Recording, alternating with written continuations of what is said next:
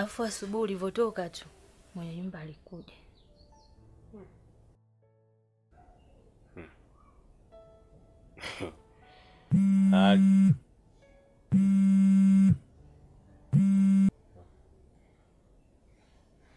Alikuwa anataka nini? Alisema tu ukija nikwambie kama alikuja. Ulivyomuona vipi muonekano wake? Alikasirika au alikuwa ana furaha tu? Kwa nini? Alikuja vizuri tu akasalimia, aliniuliza tu kama nakufahamu, nikamwambia ndio ni mume wangu. Akasema tu basi akija mwambie kama nilikuja. Nijua tu. Sasa hapo sisi nitamwambia nini? Unajua mpaka sasa hizi anadai kodi ya miezi 6. Sasa sijui kama ataendelea kunivumilia hapa ama vipi. Lakini atakuvumilia tu. Unajua nini binadamu kama sisi. Anajua hali ilivyo kwa sasa. Mimi naamini atakuwa.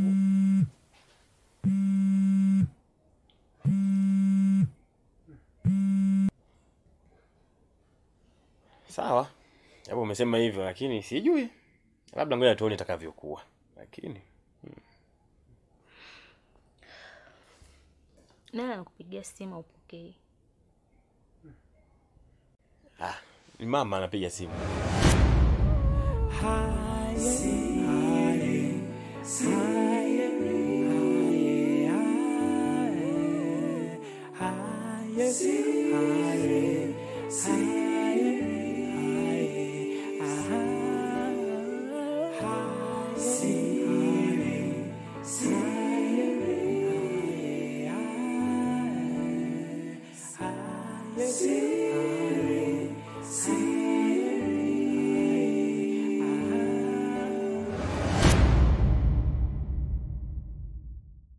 Patrick.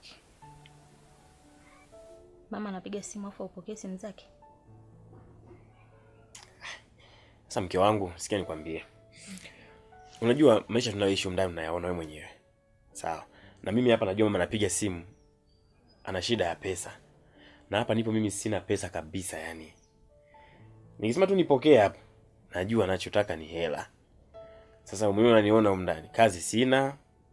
Kula yetu yenyewe tunaona ya shida. Sasa nikipokea simu yake hapa inafikiri mimi nitafanyaje jamani? Patrick. Ni kweli tuna maisha magumu. Lakini hii sio sababu ya kutokupokea simu ya mama. Patrick, huyo mama ambaye haupokei simu yake alikubeba tumboni miezi 9. Alijinyima kula vizuri ili wewe ule. Alijinyima kuvaa ili wewe usome. Patrick, kuna matajiri wana pesa ila hawana wazazi. Wanatamani zile pesa zao wangewatunza wazazi wao, lakini hawana wazazi. Swala la wewe kuwa na wazazi, na wewe ndio utajiri wako huo. Unajua nini Patrick? Unavyowafanya wazazi wako wanahuzunika, unajifungia milango ya baraka. Na kuomba upokee simu ya mama, umsikilize. Hata kama atakuomba pesa, mwambie tu ukweli hauna. Yule ni mama, atakuelewa.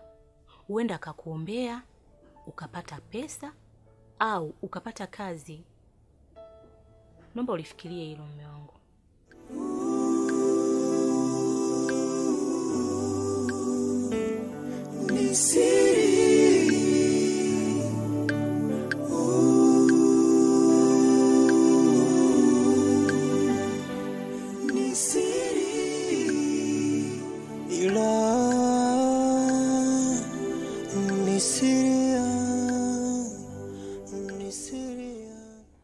Kwa kweli umeamua kuondoka?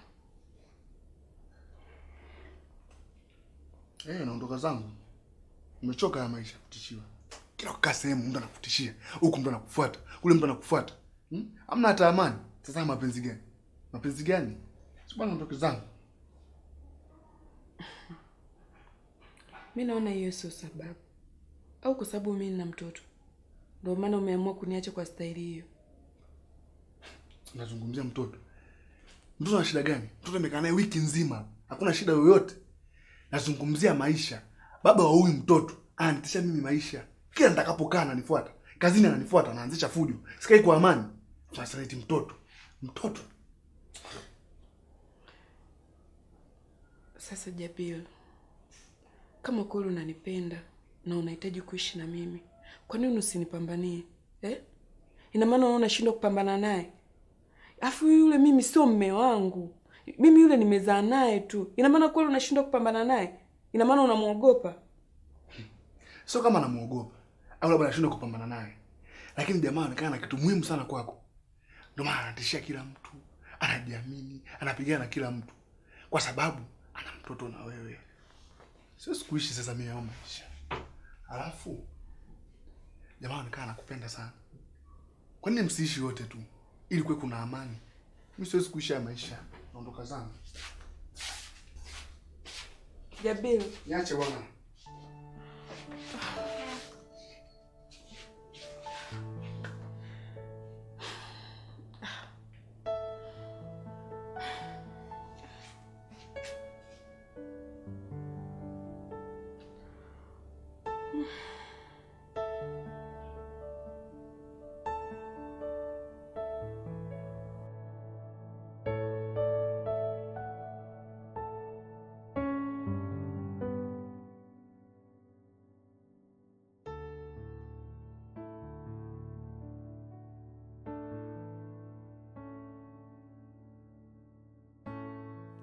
Vipi?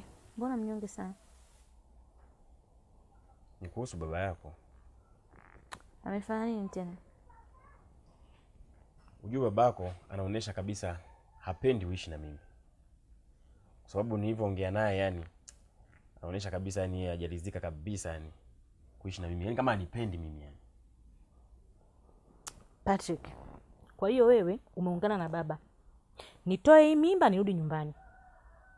Maana baba anachotaka nitoe mimba alafu nirudi nyumbani. Kwa hiyo uko tayari nitoe hii mimba? Yani sina maana hiyo. Sasa una maana gani? Maana baba anachokitaka mimi nirudi nyumbani nikiwa sina ujauzito. Wewe unataka nitoe mimba nirudi nyumbani?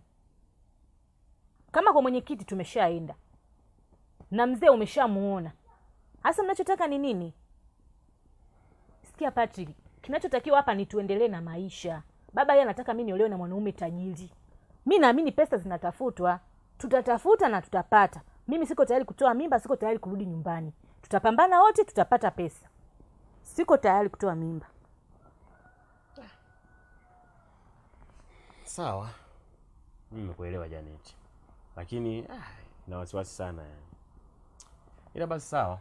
Acha mimi niende kazini. Lakini naomba univumilie kwa sababu jana kwenye mihangaiko yangu sikufanikiwa kupata pesa. Kwa hiyo acha nikatafute kazi. Kama nikipata nitaomba unipatie nusu. Alafu nitakutumia angalau upate chochote kile mchana. Sawa. Uwe makini.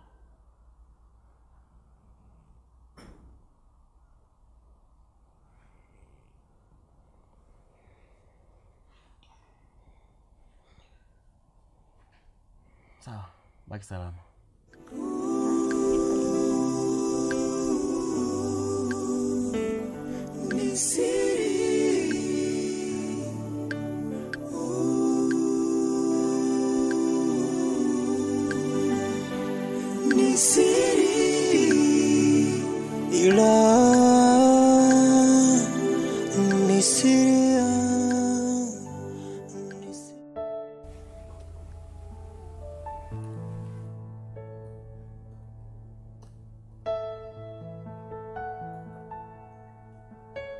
Vipi? Umefikia wapi na mteja wako? Nimefeli mwanangu. Kama kawaida yako, una maana gani kuniambia umefeli? Yule mwanamke ana mtoto. Wakati namtongoza, sikulijua hilo. Nikasema ngoja niishi naye ili nipate ninachokitaka. Ila ana hali ngumu vibaya mno mwanangu. Akiingiza 5,000 kwa siku, huyo ni tajiri. Mpaka nikamwonea huruma. Huruma? Wewe unawezaje kuwa na huruma? Unajua kazi zetu hizi si hazihitaji huruma. Alafu sitoshe ukiwa na huruma hapo nzani tunaishije? Sio huruma tu. Ana bwana yake. Ni na pilipili vibaya. Alivyonikuta naye, aliniwashia moto. Nikaona bora nimwage tu kuliko shari. Kuli lamba. Mama nimelamba. Sio ndo niamkia huko siku mzima. Hicho tu ndo ambacho huwezi ukasahau. Basi nadhani huo ndo mshahara wako kwa leo. Sikia. Kuna kazi. Hauhitaji tena kuwa na huruma. Huyu mteja ni msanii. Nadhani unajua nini cha kufanya. Kwa hiyo unaenda kuwa msanii. Ni kazi yako. Sawa. Twende kwenye mission. Mistake moja inatupoteza. Nimeshaisha hiyo.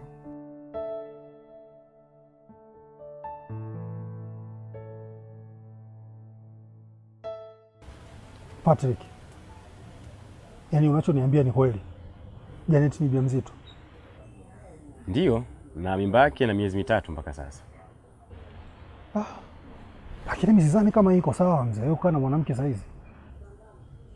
Kwa nini unasema hivi? Patrick, maisha saizi unayafahamu, maisha ni magumu sana. Leo huyu kaka na mwanamke kweli? Mimi nadhani ingekuwa sawa kama ungemwambia arudi kwanza nyumbani, alee mimba akiwa nyumbani, wewe ujipange vizuri maisha. Yakikaa sawa ndipo mchukue mwisho wote kaka. Hata mimi nitamani sana kufanya hivyo, lakini tatizo ni baba yake. Baba yake amefanya nini? Alimfukuza baada ya kujua kwamba yeye ni mjamzito. Pole sana mzee. Kwani ulijaribu kwenda kuzungumza na babake? Ndiyo, nilifanya hivyo. Na pia kama unavyojua, mama yake Janet alishafariki muda mrefu sana. Kwa hiyo baada ya Janet kufukuzwa nyumbani, mimi niliamua kwenda kuzungumza na baba yake. Lakini marhaba. Karibu. Asante. Samahani mzee. Mimi naitwa Patrick. Nimekuja hapa nyumbani kwako nina shida. Unajua mzee, familia nyingi ama wazazi wengi hapa duniani wanasomesha watoto wao kwa lengo la kuja kufikia hatua nzuri hapo baadaye. Lakini pia wengine wanatarajia watoto wao waje kusaidia familia zao. Na hicho ndicho ambacho tumekifanya wewe kwa watoto wako. Umewasomesha vizuri tena katika shule nzuri. Lakini ukiwa kama mzazi, wakifanya tofauti kama ulivyotaka, basi lazima ujisikie vibaya.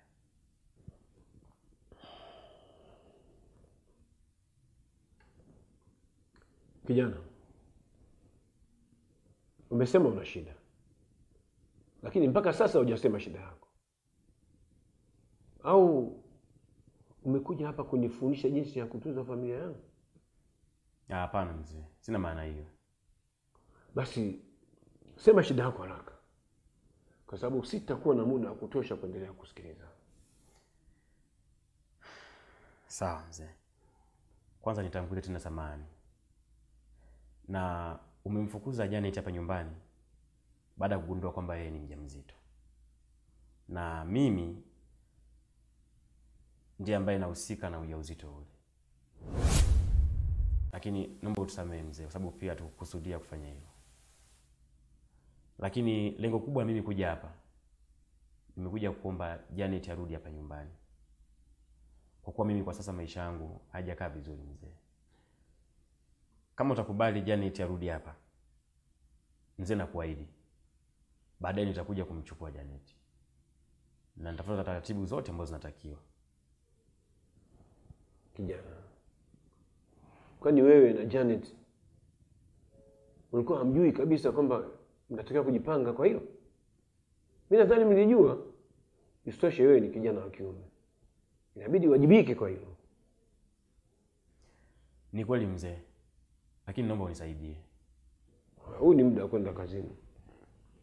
Bila shaka hata wewe unatakiwa kwenda kazini. Basi kama huna kazi ya kufanya, basi enjoy. Kunywa chai. Mimi naenda kazini. Sawa?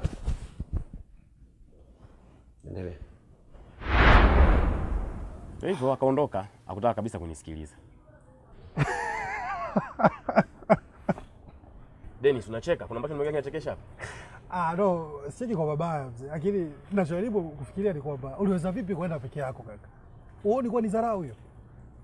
Kwangu mabaya gani mimi kwenda peke yangu? Alafu ujue mimi ndo mhusika mkuu.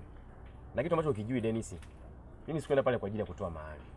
Na ndio maana sifuata taratibu hizo. Patrick, labda nikuulize kitu kimoja mzee. Wewe unahisi kwa nini alikufukuza? Ni kwa sababu halisi umemdharau. Cha kwanza umemtia mimba binti yake.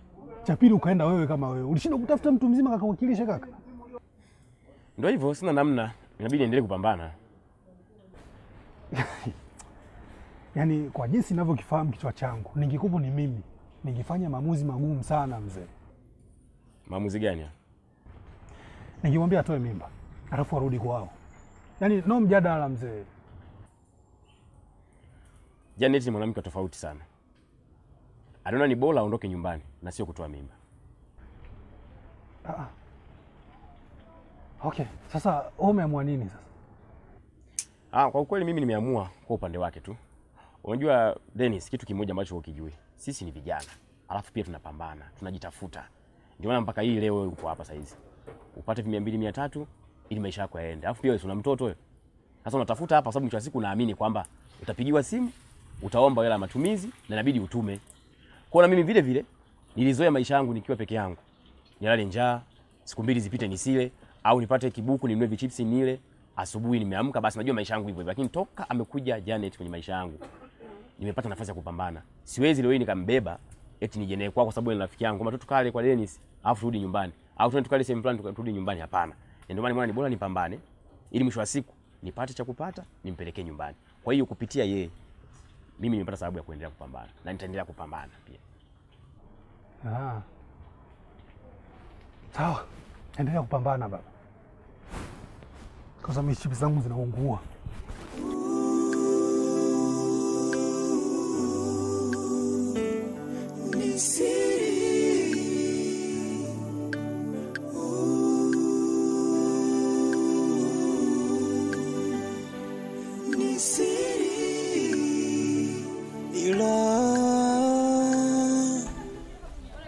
Habari yako? Janet. Salama. Karibu. Asante. Samahani Isa. Nimekuja hapa na shida, mwenzio naomba unisaidie. Nilikuwa lazima 5000. Patrick anaporudi atakupitishia. Janet. Sasa kwa nini unataka kuishi maisha hayo? Alafu nikikuangalia mtana mzuri sana. Kwa nini Patrick? Maisha yangu yanakuhusu nini? Kama ingekuwa yanihusu, basi kwangu si kuja kwa pesa. Janet. Ni utani tu. Lakini hapa pesa keshi sina mpaka nyumbani. Kwa kama unahitaji toka chukua nyumbani. Asante. Siko tayari kufanya hivyo. Janet. Ila Patrick ana faidi.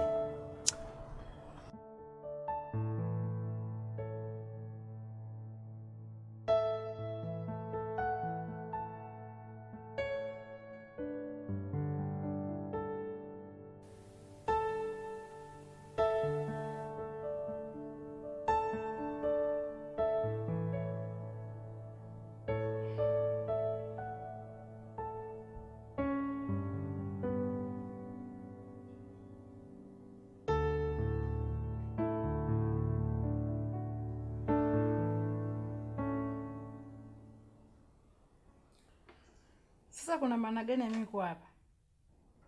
Maana tangu nimefika mwenzangu uko busy tu na kompyuta. Usijali. Kuna kazi namalizia.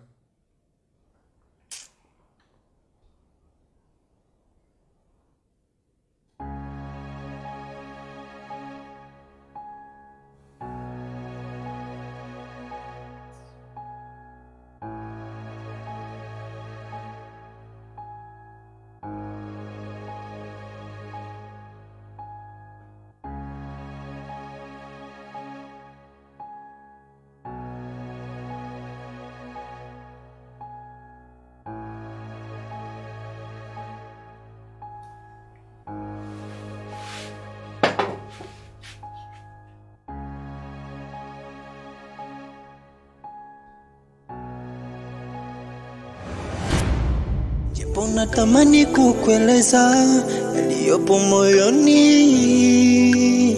sina budi kuyaficha, maana utonielewa. Nifanye siria, siria, yani